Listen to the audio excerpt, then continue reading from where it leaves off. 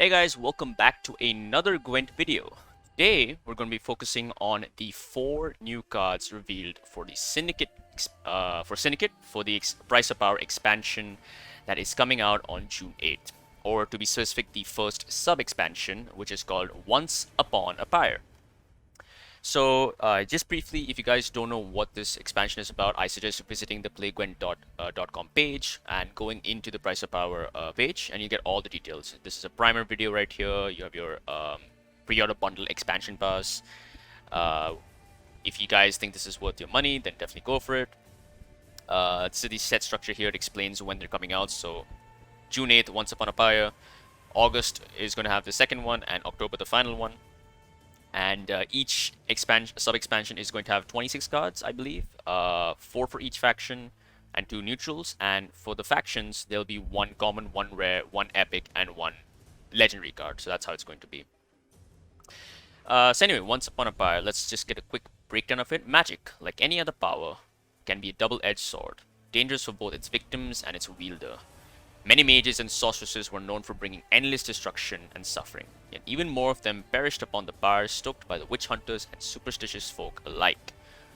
Truth be told, in a world where horrendous monstrosities lurk around every corner, it can be said that the evilest of monsters often harbor human hearts. Deep. Alright, Syndicate. Place bounties on your enemies, collect their heads, and reap your rewards. So this expansion is going to give a lot of support to bounties, the bounty archetype for Syndicate, which I'm very excited about.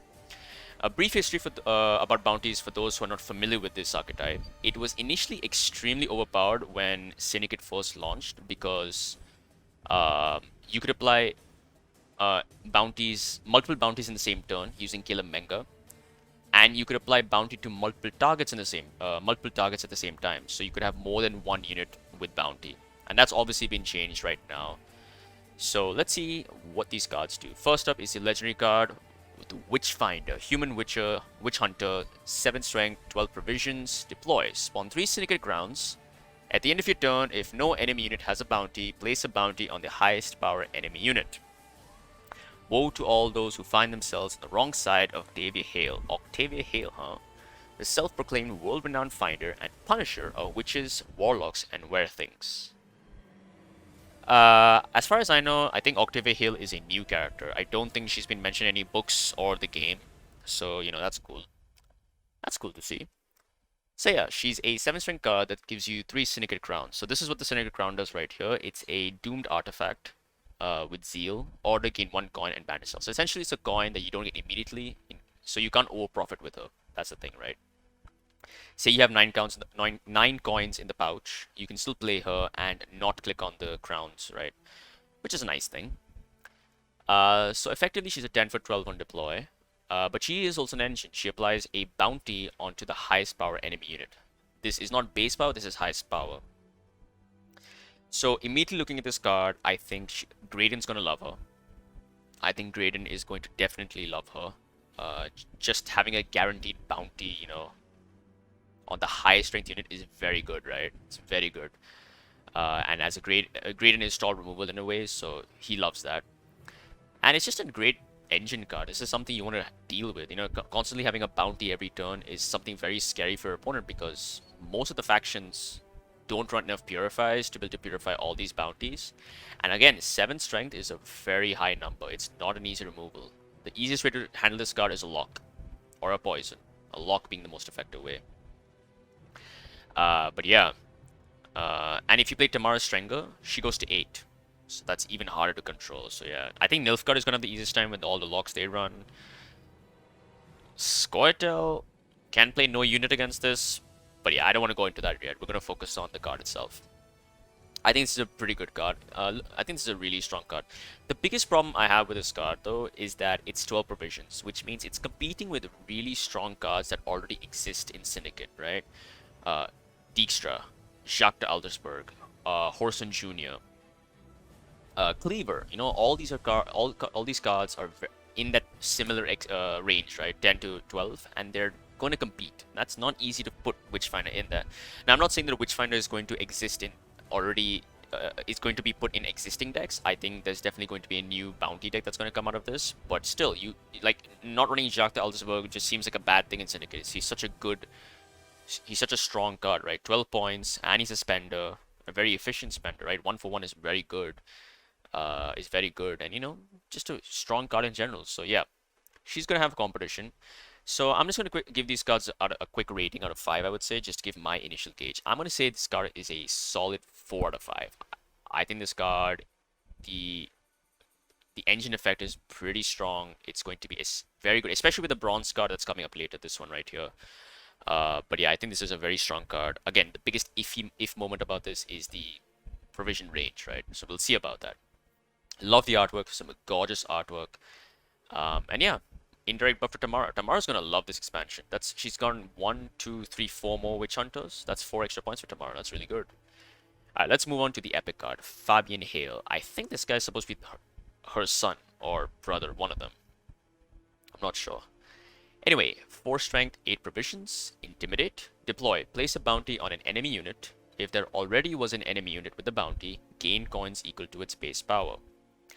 Fabian takes great pride in his work, with each victory etched upon his skin as a permanent reminder of memories most pleasant. Interesting. So immediately my first thoughts on seeing this card, I thought it reminded me a lot of a weaker Dijkstra. Based on the second effect right here, this one. If there already was an enemy unit with a bounty, gain coins equal to its base power. He's an Intimidate engine, so that's nice. Bounty decks will run some crime cards like Payday, Bloody Good Fun, so on and so forth. And of course, this new crime right here will come to later. But yeah, the reason I say he's like Dijkstra is because of the second sentence. If you play him on something like a Jenge Fett who's 7 base strength, you gain 7 coins, right? If a bounty already exists, that is. Keep that in mind. So I think this is a pretty decent card. I think this Intimidate thing is fine. It's a nice bonus to him. It's like Louisa having Intimidate, right? You don't really consider her an engine, but it's still nice that she has it. That extra point can matter. But the big thing I'm noticing between these two cards already is that Bounty Archetype is going to be able to generate a lot of coins consistently. Coins are not the issue, it's making sure you can spend them properly. Because if the Witchfinder survives, right, for at least 2 turns, that's just a constant amount of coins. And you're able to kill the units, which is mostly going to be easy against the other factions, except probably monsters, because of the tall units they can have. But for most of the others, it's going to be relatively easy. You're going to have a lot of coins. So having a good spender is going to be very key in this archetype, which you do have. Witch Hunter, Executioner, obviously Sea Jackal, Jacques, the Aldersberg, so on and so forth, right? So I'm going to give this card a 3 out of 5. I think it's a solid card, a very solid card. Again, the artwork is gorgeous. You're going to hear me say that a lot, but it's gorgeous artwork. I'd also love to get like more lore on them. I think he's supposed to be her son. He looks kind of young-ish. Very pale skin, probably because of all the... I don't know. We'll see. Anyway, yeah, 3 out of 5. Pretty good card. Let's move on to the Crime card, which is a rare card, by the way. Crimes, 5 provisions, Hysteria. Place a bounty on an enemy unit and damage it by 3. If it already has a bounty, double the damage. Somebody's poisoned the water hole with innards. Ugh. Reminds me of the Salem Witch Trials, Just gives me this entire vibe of, these guys kind of like finding all kinds of weird shit. I assume they killed this deer / goat and just hung it there purposely so they could blame it on the witches, That'd be the fear-mongering tactic, Alright, so place a bounty on an enemy unit and damage by 3. So this first one is competing with Slander. Slander is place a bounty and you can profit 3, right? Very similar in that sense. The big one is this secondary one. If it already has a bounty, double the damage. So essentially 6 damage. 6 damage is a lot. It's a huge removal range. 6 damage is a lot of damage. Yeah, 6 damage is a lot. Like, imagine playing Witch Hunter, applying bounty on like a... I don't know, like a Dunker, And then you just play this and you kill her immediately. Gain 4 coins as well. So it's pretty good, honestly. I think Hysteria is a really nice card. It does require setup. That's why it's not an immediate... That's why I don't think it's like a 4. I think it's a solid 3. 3 out of 5. I think it's a nice crime that's potentially competing with Slander. I'm not sure if you run 2 of this and 2 of Slanders, especially considering you can apply bounty in so many ways now. Fabian applies bounty, Witchfinder applies bounty, this applies bounty, Slander applies bounty, Kurt applies bounty, Witch Hunters, you have 2 of them apply bounties. You can apply bounty with Professor as well. A lot of bounties. Caleb Menga, obviously. Can't forget about Caleb Menga. So yeah, 3 out of 5 for me. The final card, the common card, is actually, in my opinion, my favorite reveal out of all of this, and I'll tell you why after I explain. 4 for 4 Vigilantes, Human Witch Hunter. Whenever a bounty is placed on an enemy unit, damage it by 2. The Alderman's wife worked all night on these here costumes. You should be damn grateful, you swines. This is a lovely Easter egg to Django Unchained, the movie. Yep. Very similar line in that movie as well. That's a nice callback to that movie. Anyway, Vigilantes. The reason why I like this card is because it's the perfect 4 provision bronze engine that Bounty needs. I don't think Bounty actually has a 4 provision engine yet. It has Witch Hunter Executioner, which is an engine for them. That's at 5p though. It's 5p, right? Not 6p, it's 5p, I'm pretty sure. But the big reason why is you can combo this extremely well with Igor the Hook. Igor, whatever you want to call him. Igor the Hook. You play Igor and you create multiple copies of this thing. So whenever you apply bounty with all, like let's say Witchfinder for example, that card is going to get a hail of machine gun fire. Machine gun bounty is a real thing with this card right here and Igor. Just imagine this round 3.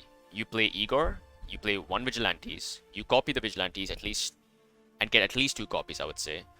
So now you have 3 Vigilantes, and you have Witchfinder.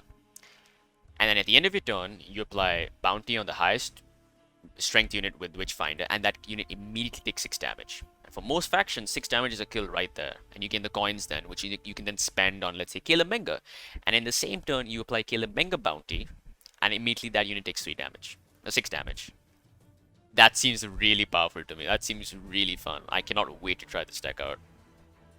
I'm gonna give this I think I'm gonna give this honestly a 4 out of 5. This sounds like a very fun card.